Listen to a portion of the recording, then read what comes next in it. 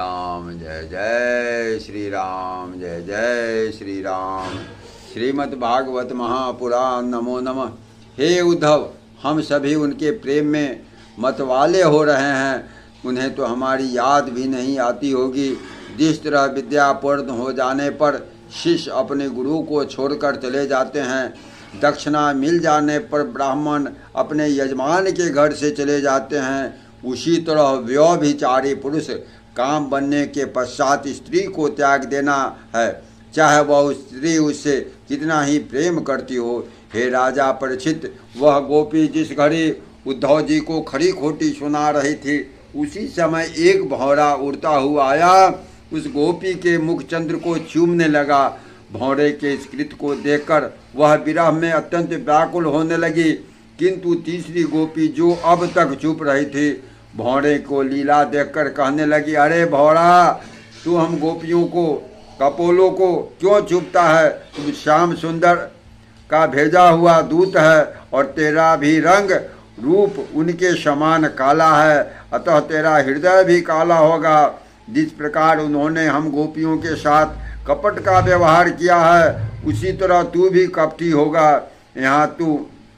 अतः तू यहाँ से चला जा, हमें उनके अलावा कुछ भी नहीं अच्छा लगता। तू उन्हीं के पास जाकर उनका गुणगान कर, जिनके चरणों की सेवा स्वयं लक्ष्मी जी भी करती हैं, और फिर वे हम गवार गोपियों को क्यों याद करेंगे। तब एक अन्य गोपी अपनी व्याकुलता व्यक्त करती हुई कहने लगी, काले रंग के बहुत से जीव होते हैं, सर्प का रंग भी काला ही होता है, जो प्राणियों को अत्यंत दुख पहुंचाता है। हे भ्रमर, तू हमें इस तरह न तड़पा और मथुरा में जाकर हमारे हृदय में सदैव बसने वाले चित्तचोर कन्हैया से कह दो, हम गोपियों को सताना न्याय नहीं है। लक्ष्मी जी तुम्हारा स्वभाव नहीं जानती, इसलिए तुम पर मोहित रहती है। मथुरा की स्त्रियां भी तुम्हारे हृदय की कठोरता का हाल नहीं जानती। पांचवी गोपी कहने लगी, हे भ्रमर, तू श्री श्याम सुंदर के चरण कमलों का रसपान करता है, इसीलिए तुम्हारा नाम मधुकर हुआ। हे भौरे, हम सखियों ने श्री कृष्ण के लिए पति पुत्र लोक लज्जा का त्याग कर उन्हें अपना सब कुछ समझा, किंतु वे अत्यंत निर्मोही निकले। उसकी अपना सब कुछ समझा, किंतु वे अत्यंत निर्मोही निकले।